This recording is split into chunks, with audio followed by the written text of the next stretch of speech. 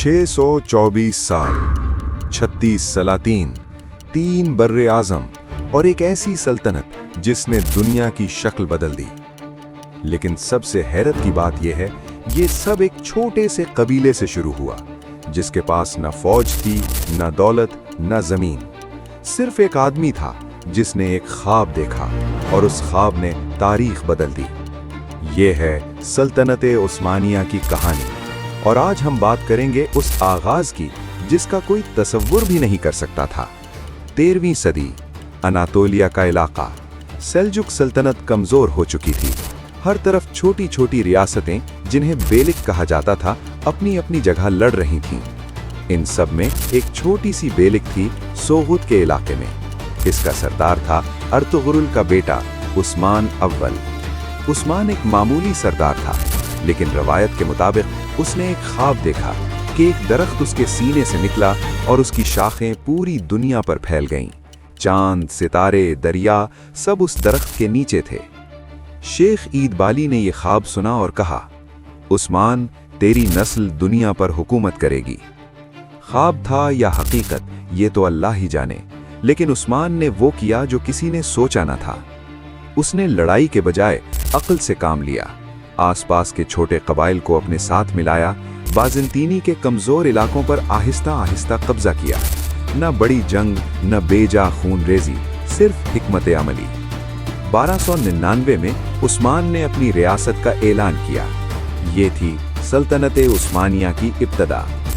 उस्मान के बाद उसका बेटा आया, और खान, और और खान ने वो काम मुकम्मल किया जो उस्मान शुरू करके गया था।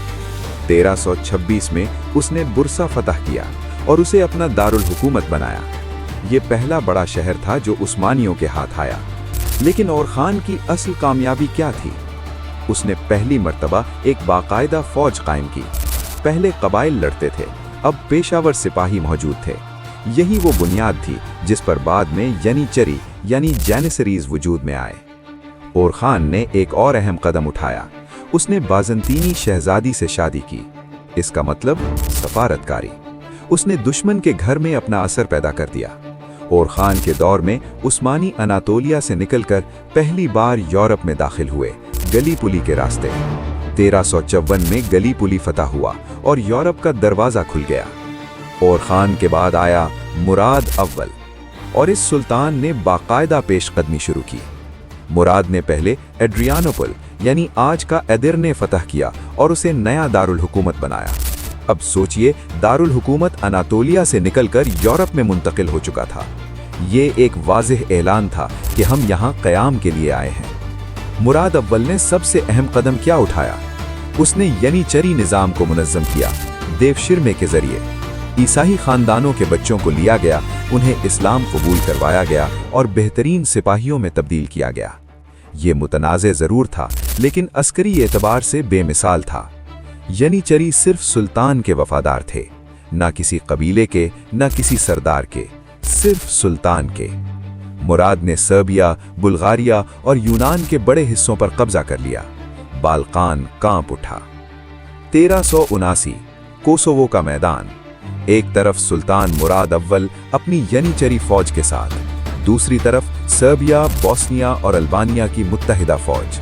फैसला हो चुका था, या हम या उस्मानी। जंग शुरू हुई और खून की नदियां बह गईं। उस्मानी गालिब आ रहे थे, मगर अचानक एक वाकया पेश आया। एक सर्ब सिपाही मिलूश ओबिलिच किसी तरह सुल्तान के करीब पहुंचा और उन्हें कत्ल कर दिया। सुल्तान मुराद अव्वल मैदान जंग में शहीद हो गए। लेकिन दास्तान यहीं खत्म नहीं हुई। मुराद के बेटे बायजीद अव्वल ने फौरन क़यादत संभाली और जंग जीत ली। कोसोवो के बाद पूरे यूरोप को अंदाजा हो गया कि उस्मानी रुकने वाले नहीं। बायजीद अव्वल, जिसे लोग यल्दिरम कहते थे यानी बिजली, क्योंकि वो इस तेजी से फुतूहात हासिल करता था कि दुश्मन को संभलने का मौका नहीं मिलता था। बायजीद ने बुल्गारिया मुकम्मल फतह किया। 1396 में जंगे निकोपोलिस में पूरे यूरोपी सलीबी इत्तेहाद को शिकस्त दी। फ्रांस, हंगरी सब आए थे, सब हार गए। लेकिन फिर आया वो लम्हा जो सल्तनत उस्मानिया का सबसे बड़ा इम्तिहान था। 1402, अनकरा का मैदान। सामने था तैमूर, वो फातिह जिसने हिंदुस्तान से ईरान तक सब तहस नहस कर दिया था, और बायजीद शिकस्त खा गया, कैद हुआ, और कैद ही में उसका इंतकाल हो गया। सल्तनत बिखर गई, शहजादों में जंग शुरू हो गई। 11 साल तक इंतशार रहा। लोगों ने समझ लिया उस्मानिया खत्म हो गई, लेकिन ये सल्तनत उस्मानिया थी और ये खत्म होने के लिए नहीं बनी थी। तो ये था आगाज, एक छोटे से कबीले से लेकर यूरोप की सबसे बड़ी ताकत बनने तक का सफर।